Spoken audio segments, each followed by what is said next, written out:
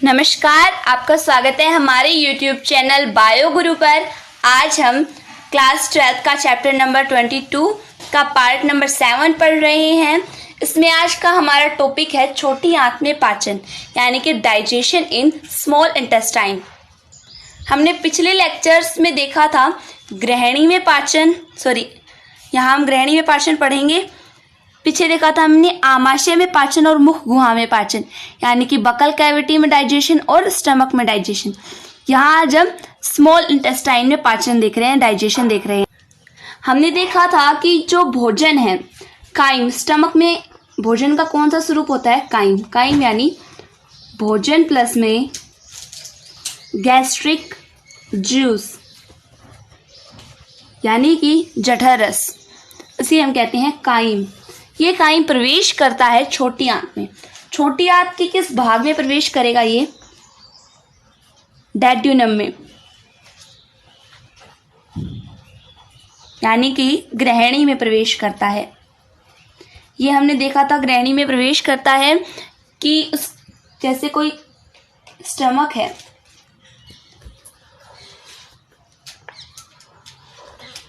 ये स्टमक है और इसमें यहाँ पर एक वाल्व पाया जा रहा था जिसे हमने कहा था कार्डिक वाल्व, और यहाँ पर एक वाल्व पाया जा रहा है जिसे हमने कहा है पायरोलिक वाल्व, क्योंकि ये पायरोलिक पार्ट के पास पाया जा रहा है। तो यहाँ इसके पास कौन जुड़ा होता है? ग्रहणी।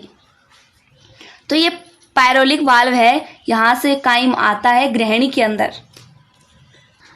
ग्रहणी में जो भोजन आता है, कहाँ? ग्रहणी के अंदर जो भोजन आता है उसमें लगभग भोजन का पूर्ण पाचन हो जाता है।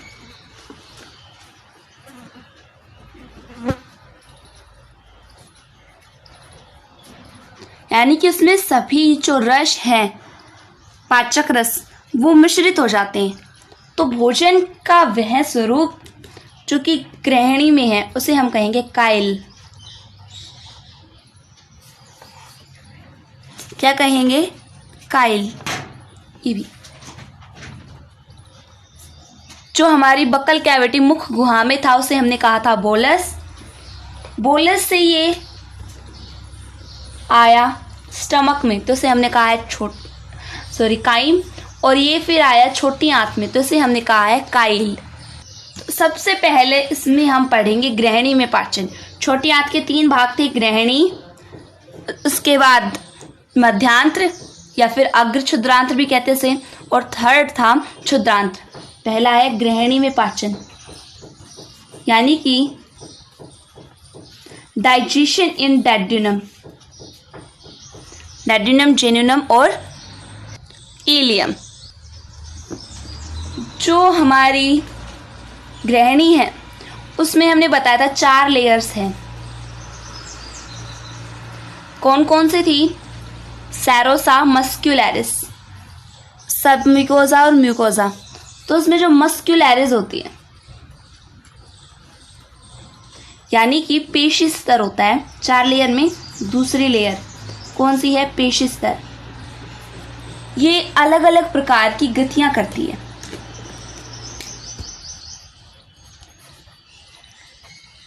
इन गतियों के कारण अलग अलग प्रकार के श्राव होते हैं। भिन्न भिन्न प्रकार के श्राव श्रावित किए जाते हैं, और ये श्राव क्या करते हैं? भोजन में मिल जाते हैं,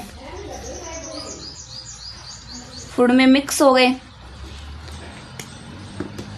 फूड में मिक्स होने से और भोजन के पाचन में मदद करते हैं। क्या करते हैं? भोजन के पाचन में मदद करती है। हमारी जो डैड्यूनम है, ग्रहणी है, इसमें 3 प्रकार के पाचक रस श्रावित किए जाते हैं। 3 प्रकार के पाचक रस श्रावित होते हैं। 3 कौन कौन से हैं? तो देखिए, पहला हमारा आता है पैनक्रिएटिक जूस,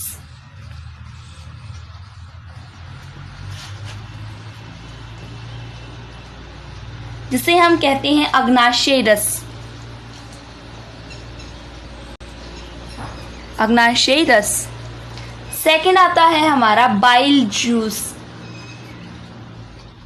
जिसे हम कहते हैं पित्त रस। नंबर थर्ड आता है हमारा इंटेस्टिनियल जूस, इंटेस्टिनियल जूस, जिसे हम कहते हैं आंत्रीय रस। तो जो अग्नाशयी रस है यानी कि पैनक्रियाटिक जूस है, ये पैनक्रिया से रिलीज होता है यानी कि अग्नाशय के द्वारा स्रावित होता है। बाइल जूस है, ये गॉल ब्लैडर के द्वारा यानी कि पित्ताशय के द्वारा स्रावित किया जाता है। और जो आंत्रीय रस जिसे हमने कहा है इंटेस्टिनियल जूस, ये किसके द्वारा स्रावित होता है? ये स्रावित होता है लिवर कुन्ने की दरारों से, या उसे हम आंत्रीय ग्रंथि भी कहते हैं, उससे स्रावित होता है। मैंने आपको पढ़ाया था पिछले लेक्चर में, एक बार उसका डायग्राम देख लेते हैं। जैसे ये हमारा आमाशय है और ये पायरोलिक वाल्व है। पायरोलिक वाल्व के बाद हमारी ग्रहणी शुरू हो जाती है। तो ग्रहणी में काइम आया है पायरोलिक वाल्व से ग्रहणी के अंदर, डैड्यूनम के अंदर आ चुका है। तो इसमें सिर्फ आमाशय से ही भोजन आया हुआ है, लेकिन जो भोजन है वो ना तो इस अग्नाशय में जाता है और ना ही इस पित्ताशय में, गॉल ब्लैडर में जाता है, और ना ही इस यकृत में, लीवर में जाता है। तो यहाँ से इन तीनों का रस इसमें आता है। देखिए हमने देखा था ये यकृत वाहिनी से आता है, हिपेटिक डक्ट से इसका, और पित्ताशय से इसका पित्तरस आता है, और जो हमारा अग्नाशय है इससे इसका अग्नाशयी रस आता है। यहाँ पे ये जो ऊपर तो ये दोनों मिल चुकी हैं, यकृत वाहिनी और पित्ताशय वाहिनी दोनों मिलकर के क्या बना रही हैं? पित्त वाहिनी, कॉमन बाइल डक्ट। और आगे जो अग्नाशय वाहिनी है और जो पित्त वाहिनी है, ये दोनों मिलकर क्या बनाएंगी? हिपेटो पैनक्रिएटिक डक्ट, यानी कि यकृत अग्नाशयी वाहिनी। ये यकृत अग्नाशयी वाहिनी है, ये खुलती है ग्रहणी के अंदर, जहाँ पे एक अवरोधनी होती है, स्फिंक्टर ऑफ ओडी। तो इसमें सभी का क्या आ रहा है? जूस आ रहा है। यहाँ से बाइल जूस आ रहा है, यहाँ से पैनक्रिएटिक जूस आ रहा है, और आंत्रीय रस यानी कि इंटेस्टिशियल जो जूस है ये खुद ग्रहणी का होता है।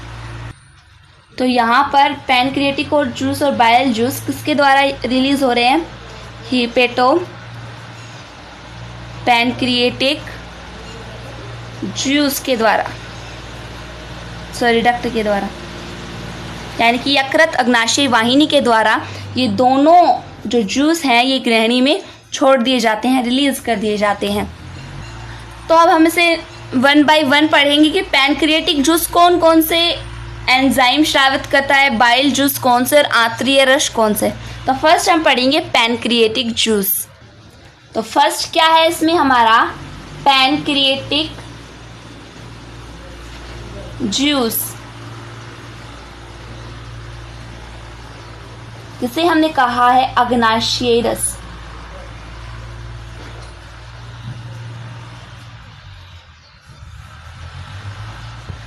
अग्नाशयी रस अग्नाशय के द्वारा स्रावित किया जाता है, जो कि भोजन के पाचन में हम इसे पहले ले रहे हैं। तो देखिए इसके द्वारा कई एंजाइम स्रावित किए जाते हैं। इसके द्वारा कुछ एंजाइम तो निष्क्रिय स्रावित किए जाते हैं और कुछ सक्रिय, यानी कुछ इनएक्टिव फॉर्म में होते हैं और कुछ एक्टिव फॉर्म में। पहले हम इनएक्टिव में देख लेते हैं कौन कौन से हैं। इनएक्टिव एंजाइम्स, इनएक्टिव एंजाइम्स में आते हैं ट्रिप्सिनोजन,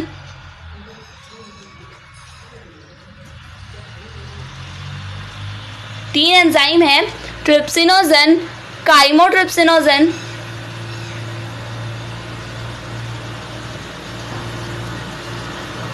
और नंबर थर्ड आता है कार्बोक्सी पेप्टाइडेज। क्या आता है? Carboxy peptidase. इसका हिंदी में नाम और लिख देती हूँ एक बार। ट्रिप्सिनोजन, काइमोट्रिप्सिनोजन,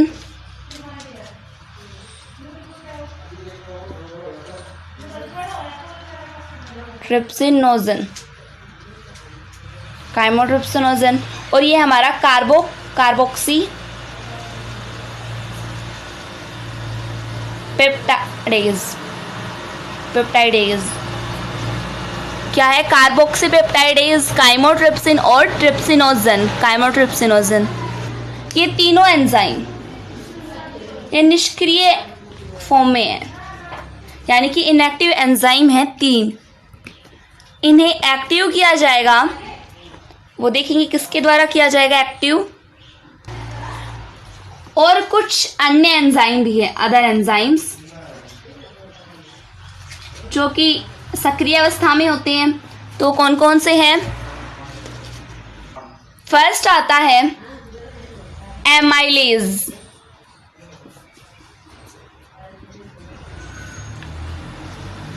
सेकंड आता है लाइपेज,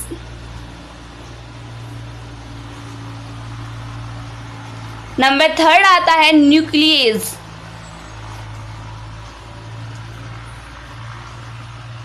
न्यूक्लियेजेज। जो ये 3 एंजाइम हैं ये सक्रिय होते हैं और ऊपर के जो 3 हैं ये निष्क्रिय अवस्था में होते हैं।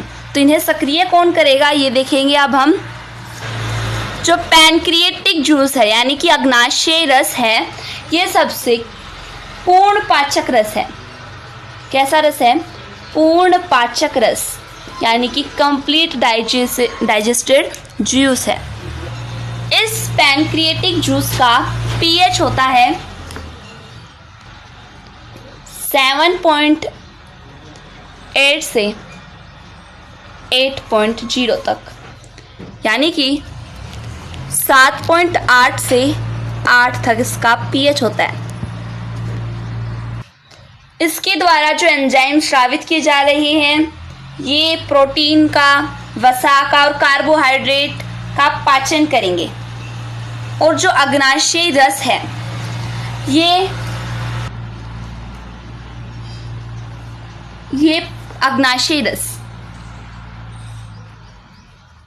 यानी कि पैनक्रिएटिक जूस है, ये रंगहीन वाटर के जैसा, जल जैसा द्रव्य और हल्का क्षारीय होता है। हल्का क्षारीय होता है क्योंकि हमने इसका पीएच देखा था। इसका पीएच कितना है? ये है स्लाइटली एल्कलाइन और इसका पीएच है 7.8 से 8। तो ये हल्का क्षारीय है। तो अब हम जो अग्नाशय रस थे, इनएक्टिव एंजाइम्स थे, ये तीनों एंजाइम जो इनएक्टिव थे इन्हें एक्टिव कौन करेगा और ये किस में कन्वर्ट होंगे ये देखेंगे अब हम। तो इसमें फर्स्ट आता है हमारा ट्राइपेप्सिनोजन।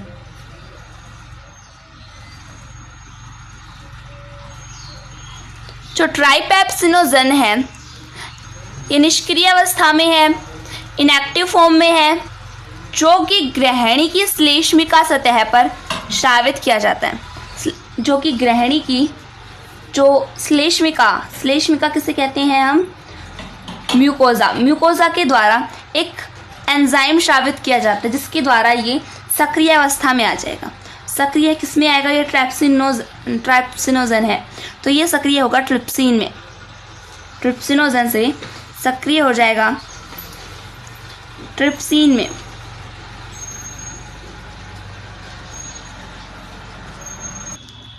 यहाँ कौन सा एंजाइम है जो इसे सक्रिय कर रहा है? तो वो है इंटेरोकाइनेज।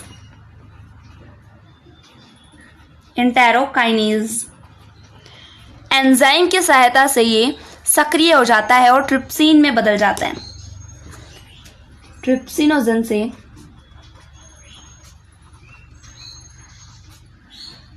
ट्रिप्सिन में किसके द्वारा? इंटेरोकाइनेज एंजाइम के द्वारा, जो कि ग्रहणी यानी कि जो डेड्यूनम है उसकी म्यूकोजा लेयर के द्वारा स्रावित किया जाता है। पहला हमने देख लिया ट्रिप्सिनोजन। सेकंड आता है हमारा काइमोट्रिप्सिनोजन। काइमोट्रिप्सिनोजन। जो काइमोट्रिप्सिनोजन है ये ट्रिप्सिन के द्वारा, कौन से एंजाइम से? ट्रिप्सिन से। काइमोट्रिप्सिन जो है ये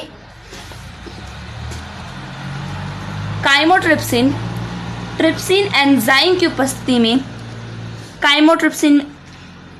काइमोट्रिप्सिनोजन है, ये ट्रिप्सिन एंजाइम की उपस्थिति में काइमोट्रिप्सिन में बदल जाता है। किस में बदल गया है?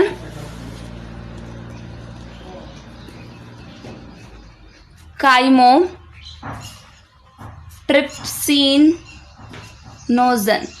ट्रिप्सिनोजन से ये बदल गया है काइमोट्रिप्सिन में।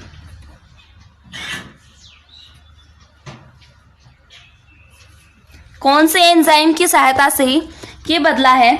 ट्रिप्सिन एंजाइम की सहायता से। तो यहां पे जो ट्रिप्सिनोजन था ये इनएक्टिव, दोनों इनएक्टिव हैं, और एक्टिव हो गई ये ट्रिप्सिन में। और काइमोट्रिप्सिनोजन है ये भी इनएक्टिव है, और इसे ट्रिप्सिन एंजाइम ने काइमोट्रिप्सिन में, जो कि एक्टिव फॉर्म में है, इसमें कन्वर्ट कर दिया है। जो काइमोट्रिप्सिन है, यहाँ हमने काइमोट्रिप्सिन निकाला, काइमोट्रिप्सिनोजन से काइमोट्रिप्सिन है, ये दूध का थक्का बनाने में आवश्यक होता है, दूध का थक्का बनाने में।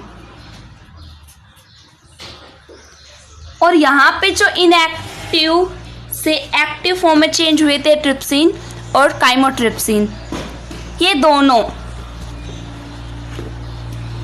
ट्रिप्सिन और काइमोट्रिप्सिन दोनों क्या करते हैं?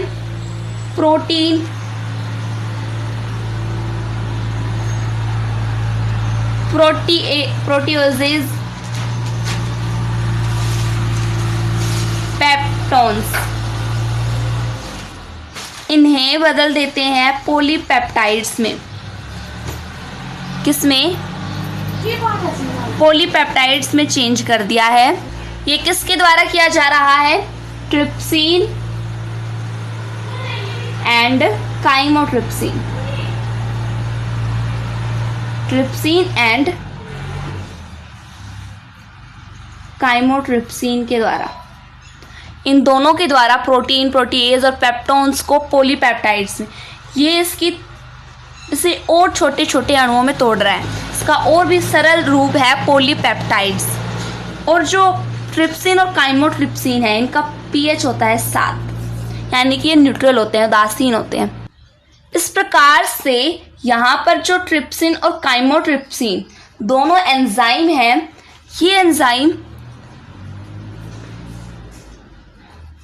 ट्रिप्सिन एंड काइमोट्रिप्सिन,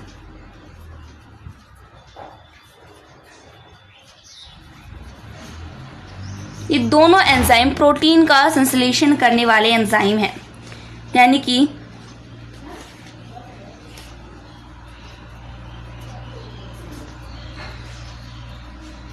प्रोटीन संश्लेषण करने वाले एंजाइम कौन कौन से हैं? ट्रिप्सिन और काइमोट्रिप्सिन। तो ये हो गया है हमारा ट्रिप्सिनोजन और काइमोट्रिप्सिनोजन को इनएक्टिव से एक्टिव किया किसने? यहाँ पे इंटेरोकाइनेज ने ट्रिप्सिनोजन को ट्रिप्सिन में बदल दिया, और काइमोट्रिप्सिनोजन को काइमोट्रिप्सिन में ट्रिप्सिन एंजाइम ने बदल दिया है। ये दोनों क्या कर रहे हैं? प्रोटीएजेज पेप्टोन्स को पॉलीपेप्टाइड्स में बदल रहे हैं, जो कि प्रोटीन का इससे भी सरल रूप है। तो इस तरीके से जो ट्रिप्सिन है, सॉरी वाई आएगा यहाँ पर, TRY, ट्रिप्सिन और काइमोट्रिप्सिन, ये दोनों प्रोटीन का संश्लेषण करने वाले, प्रोटीन का संश्लेषण करने वाले एंजाइम हैं। अब यहाँ पे हमने 2 देख लिया। थर्ड आता है हमारा कार्बोक्सीपेप्टाइडेज, जो कि इनएक्टिव में इन दोनों को बदल दिया है। अब थर्ड पढ़ेंगे कार्बोक्सीपेप्टाइडेज। थर्ड आता है हमारा कार्बोक्सीपेप्टाइडेज। कार्बोक्सीपेप्टाइडेज, इसे यह भी निष्क्रिय अवस्था में है। अब इसे सक्रिय कौन करेगा? इसे सक्रिय करेगा ट्रिप्सिन और एंटेरोकाइनेज। और किस में बदल देंगे? इसे बदल देंगे कार्बोक्सीपेप्टाइडेज। सॉरी, निष्क्रिय अवस्था में प्रोकार्बोक्सीपेप्टाइडेज होता है। ऊपर भी मैंने आपको थोड़ा ध्यान नहीं रहा मेरे।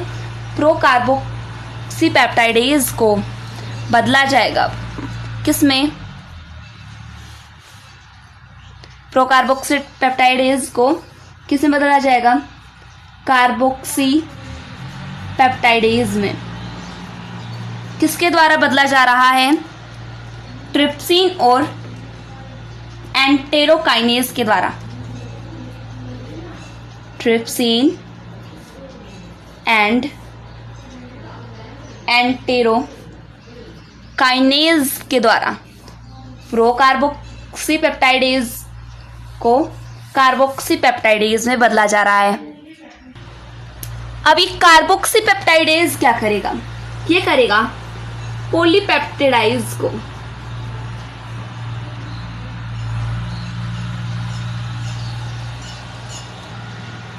किस में चेंज कर देगा? एमिनो एसिड में चेंज कर देगा। क्या किया इसने? और इसका पीएच भी 7 होता है। देखिए एक बार ध्यान से देखिए इसने क्या किया। प्रोकार्बोक्सीपेप्टाइडेज है जो कि निष्क्रिय है, इनएक्टिव है। इसे ट्रिप्सिन और एंटेरोकाइनेज के द्वारा इसे कार्बोक्सीपेप्टाइडेज में बदल दिया गया जो कि एक्टिव फॉर्म में है। अब कार्बोक्सीपेप्टाइडेज क्या करेगा? पॉलीपेप्टाइड्स को एमिनो एसिड में बदलेगा जो कि इसका और भी सरल रूप है और इसका आखिर में पाचन कर लिया जाता है, अवशोषित कर लिया जाता है छोटी आंत के द्वारा। तो जो एक प्रोकार्बोक्सीपेप्टाइडेज है ये एंजाइम भी प्रोटीन का पाचन करने वाला एंजाइम है, प्रोटीन का संश्लेषण करने वाला एंजाइम है। तो हमने 3 एंजाइम पढ़ लिए हैं। एक बार मैं उनको थोड़ा लाइटली आपको बता देती हूँ ये क्या काम कर रहे हैं। पैनक्रियाटिक जूस के द्वारा पहला कौन सा है जो इनएक्टिव है? ट्राइपेप्सिनोजन। जो ट्राइपेप्सिनोजन है इसे कन्वर्ट किया जाएगा, इनएक्टिव से इसे एक्टिव किया जाएगा किसमें? ट्रिप्सिन में। किसके माध्यम से? एंटेरोकाइनेज के माध्यम से।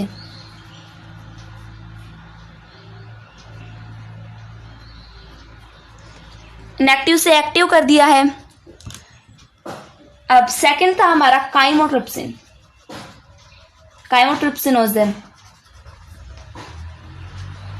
काइमोट्रिप्सिनोजन इससे इनएक्टिव है, इसे एक्टिव किया जाएगा किसमें? काइमोट्रिप्सिन में। किसके द्वारा किया जाएगा इसे? इनएक्टिव से एक्टिव, तो इसे किया जाएगा ट्रिप्सिन के द्वारा। नंबर 3 आता है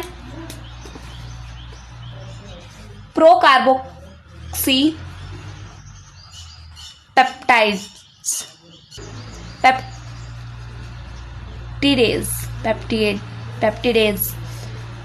ये निष्क्रिय है, इसे सक्रिय किसमें किया जाएगा? कार्बोक्सीपेप्टिडेज में। कौन करेगा इसे सक्रिय? तो इसे सक्रिय करेगा एंटेरोकाइनेज एंड ट्रिप्सिन। तो यहाँ पे तीनों एंजाइम आ गए हैं जो निष्क्रिय और इसे सक्रिय किया गया है इन एंजाइमों के द्वारा। अब दूसरा काम आता है कि जो ट्रिप्सिनोजन है जिसे ट्रिप्सिन में बदला गया है ये क्या काम करेगा और काइमोट्रिप्सिन क्या काम करेगा। इन दोनों का सेम कार्य है, ये प्रोटीन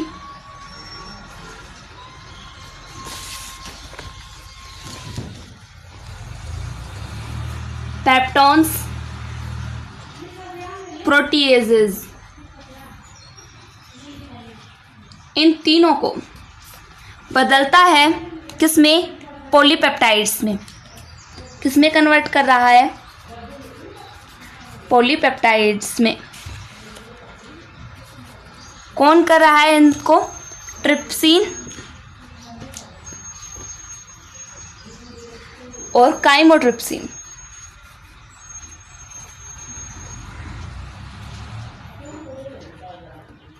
और इस पॉलीपेप्टाइड्स को इससे आगे कौन सरल करेगा? इससे आगे सरल करेगा कार्बोक्सी पेप्टाइडेज। कार्बोक्सी पेप्टाइडेज किसमें सरल करेगा? इसे ये सरलीकृत करेगा एमिनो एसिड में। और एमिनो एसिड है, इसे छोटी आंत के द्वारा इसका पाचन कर लिया गया और इसे लास्ट में एब्सॉर्ब कर लिया जाएगा। यहां तक हमने देख लिया है जो 3 इनएक्टिव एंजाइम थे उन्हें एक्टिव कर लिया। इसके बाद हमारे कुछ अदर एंजाइम्स भी थे, उनके बारे में देख लेते हैं। तो इसमें फर्स्ट था हमारा एमाइलेज। एमाइलेज जो है ये मंड को यानी कि स्टार्च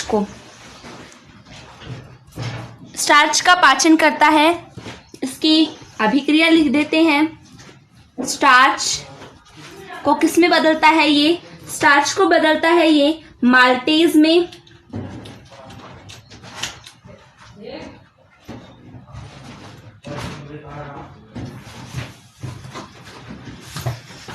स्टार्च को माल्टोज में बदल दिया है। माल्टेज तो एंजाइम होगा, जहां भी लास्ट में एज आए वो एंजाइम होगा, तो ये माल्टोज है। एमाइलेज स्टार्च को माल्टोज में और ग्लाइकोजन इन दोनों को किसमें बदलता है? माल्टोज में बदलता है। सेकंड आता है हमारा लाइपेज एंजाइम। लाइपेज क्या करता है? लाइपेज वसा को यानी कि फैट को, वसा को बदलता है वसीय अम्ल और ग्लिसरॉल में। फैटी एसिड्स, वसीय अम्ल और ग्लिसरॉल में किसने चेंज किया है? ये लाइपेज ने। लास्ट में एज आ रहा हो वो एंजाइम होगा। नंबर थर्ड आता है न्यूक्लियेज। जो न्यूक्लियेजेज है ये 2 प्रकार के होते हैं। कौन सा है? न्यूक्लियेजेज। ये 2 प्रकार के बताए मैंने। 2 प्रकार के कौन कौन से हैं? एक है RNAs और दूसरा है DNAs। यहां पर जो न्यूक्लियस है ये न्यूक्लिक एसिड को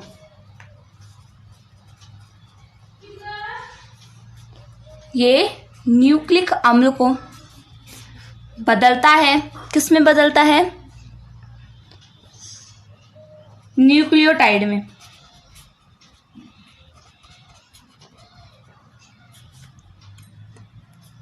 न्यूक्लियेज ने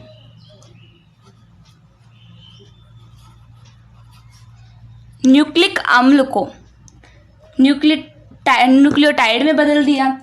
ये न्यूक्लियोटाइड आगे बदलेगा न्यूक्लियोसाइड में।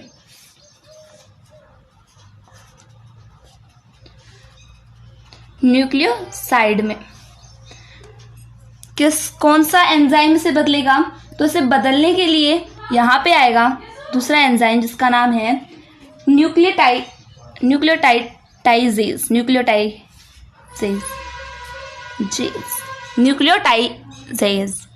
न्यूक्लियोटाइड को न्यूक्लियोसाइड में कौन बदल रहा है? न्यूक्लियोटाइजेज। यहाँ पे न्यूक्लियेज ने न्यूक्लिक अम्ल को न्यूक्लियोटाइड और न्यूक्लियोसाइड में बदल दिया है। यहाँ पे खत्म होता है हमारा पैनक्रिएटिक जूस। हमने देख लिए 3 एंजाइम तो इनएक्टिव थे और 3 एंजाइम ही एक्टिव थे। एक्टिव कौन कौन से थे? एमाइलेज, लाइपेज और न्यूक्लियेज। तो यहाँ तक हमने पढ़ लिया पैनक्रिएटिक जूस के बारे में। अब नेक्स्ट हमारा आता है बाइल जूस। बाइल जूस को हम कहते हैं पित्तरस। ये पित्तरस जो है ये श्रावित होता है किसके द्वारा? यकृत से श्रावित करता है। श्रावित किसके द्वारा हो रहा है? यकृत के द्वारा।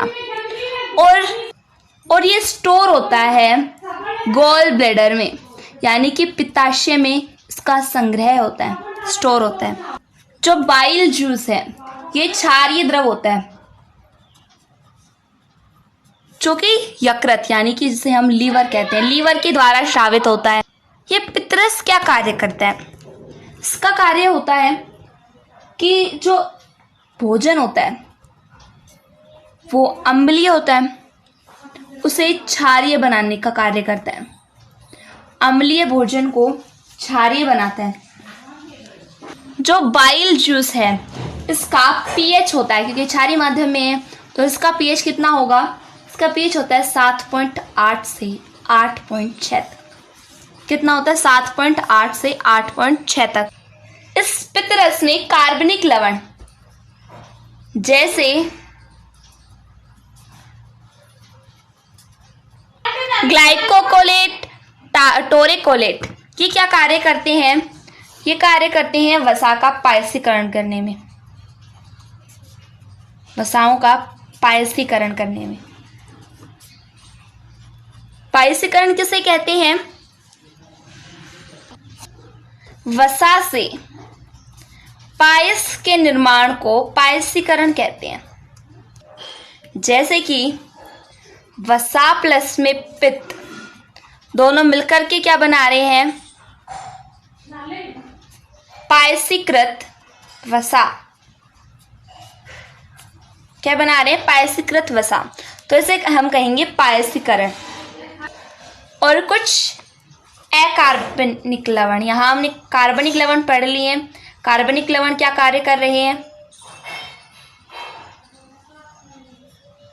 अकार्बनिक लवण। अकार्बनिक लवण जैसे कि सोडियम बाइकार्बोनेट। क्या है? Sodium bicarbonate. और कई सारे हैं एक्सेट्रा। ये क्या करते हैं? हानिकारक जीवाणुओं को नष्ट करते हैं। क्या कार्य करते हैं? हानिकारक जीवाणु नष्ट करते हैं। और साथ ही में ये पित्त लवण, वसाम्ल,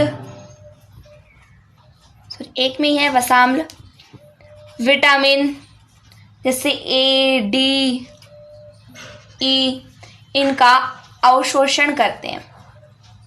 किस किस का अवशोषण करते हैं? पित्त लवण का, वसाम्ल का, विटामिन ए, डी और ई का। मैं आपको आपकी जानकारी के लिए एक बात बता दूं कि जो बाइल जूस होता है उसमें नो एंजाइम, यानी कि कोई भी एंजाइम नहीं होता है।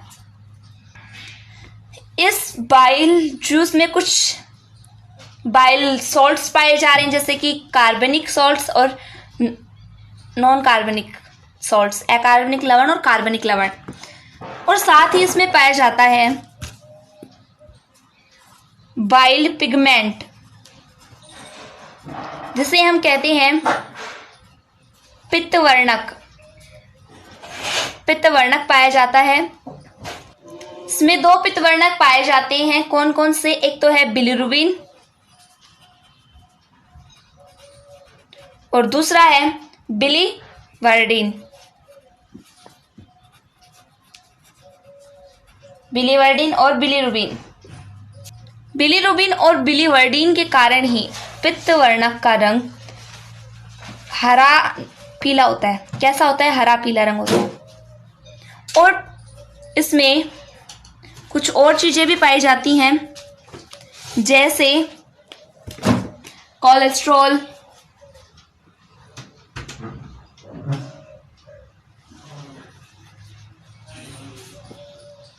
और फास्फोलिपिड्स।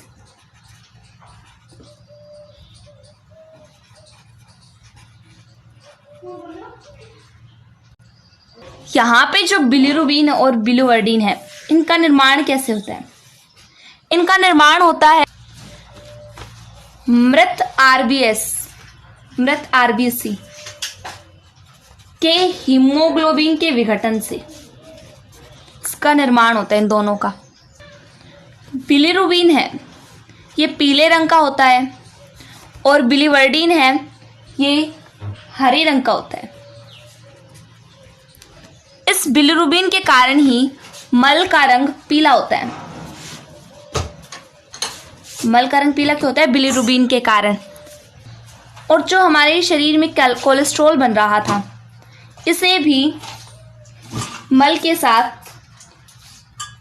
कोप्रोस्टिरोल के रूप में त्याग दिया जाता है। किसके रूप में? कोप्रोस्टिरोल के रूप में। तो ये थे हमारे बाइल जूस। हमने पैनक्रियाटिक जूस और बाइल जूस के बारे में पढ़ लिया है। मैंने आपको बताया था कि छोटी आंत में तीन प्रकार के रस श्रावित हो रहे थे, पैनक्रियाटिक जूस और बाइल जूस और इंटेस्टिनल जूस, जिसमें से पैनक्रियाटिक जूस और बाइल जूस ये दोनों तो ग्रहणी में मिल रहे थे। और जो थर्ड आता है, थर्ड कौन सा? इंटेस्टिनल जूस, वो इलियम में होता है, जिसे हम कहते हैं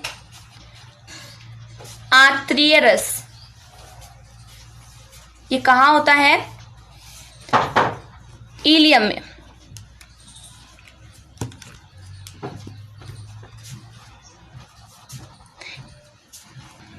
जो आंत्रीय रस है, ये श्रावित किया जाता है लिबर कुन की दरारों के द्वारा। लिबर कुन की दरारें यानी कि क्रिप्स ऑफ लिबर कुन, इसे हम आंत्रीय ग्रंथि भी कहते हैं।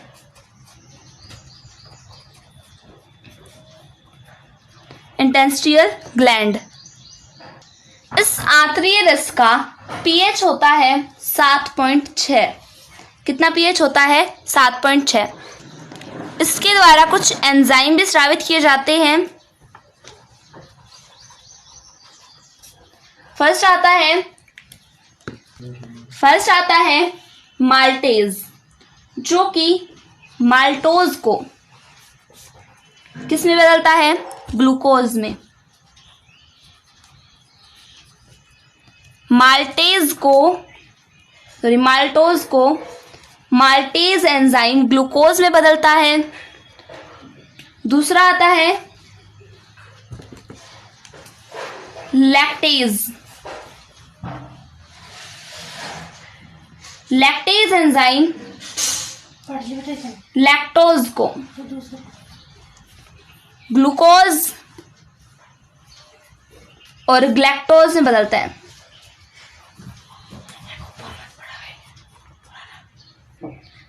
थर्ड आता है पेप्टिडेज, जिसे इरप्सिन भी कहते हैं। ये पेप्टोन्स, प्रोटियोजेज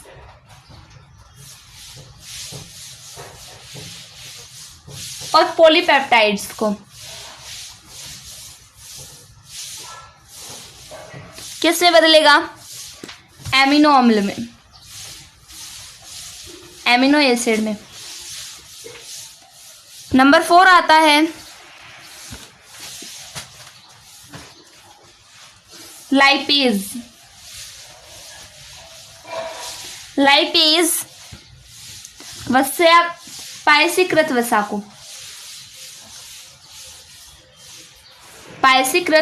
को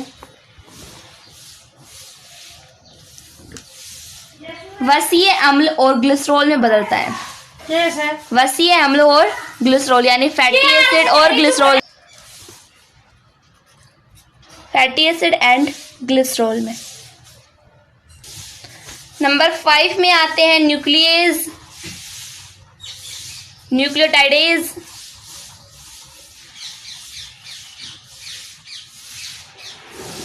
और न्यूक्लियोसाइड्स।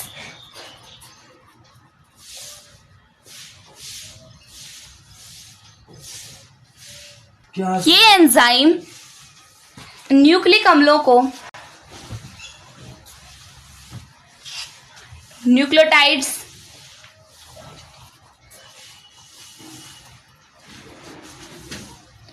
न्यूक्लियोटाइड्स को न्यूक्लियोसाइड्स और फास्फेट में और न्यूक्लियोसाइड्स को नाइट्रोजनी क्षार में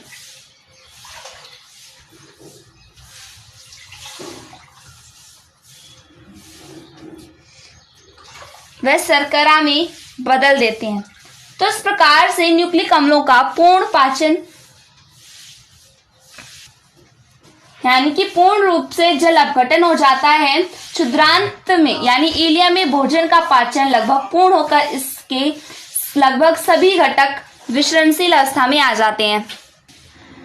नेक्स्ट आता है लार्ज इंटेस्टाइन यानी कि बड़ी आंत। बड़ी आंत का छोटी आंत का जो इलियम भाग है वो बड़ी आंत के सिकम से मिलता है और यहाँ पे एक वाल्व पाया जाता है, इलोकोकल वाल्व। तो छोटी आंत का जो भोजन आता है जिसे हमने काइल कहा था वो अब बड़ी आंत में प्रवेश कर जाता है और यहाँ पर कुछ लवणों का और कुछ जल का अवशोषण हो जाता है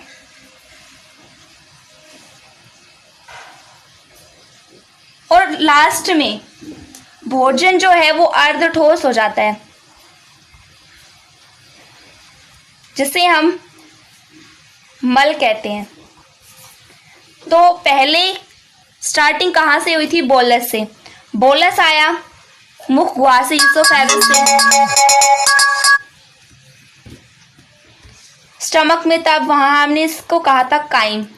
काइम जब ये स्टमक से गया था स्मॉल इंटेस्टाइन में यानी कि छोटी आंत में तो हमने इसे कहा था काइल, और काइल से जब ये बड़ी आंत में गया तो इसे हमने कहा है मल। तो इसके ये कुछ भोजन के स्वरूप हैं, अलग अलग अंग में अलग अलग, और यह मलाशय में अस्थायी रूप से संग्रहित हो जाता है और समय समय पर इसे बाहर त्याग दिया जाता है। आशा करती हूँ कि आपको ये समझ में आया होगा। धन्यवाद।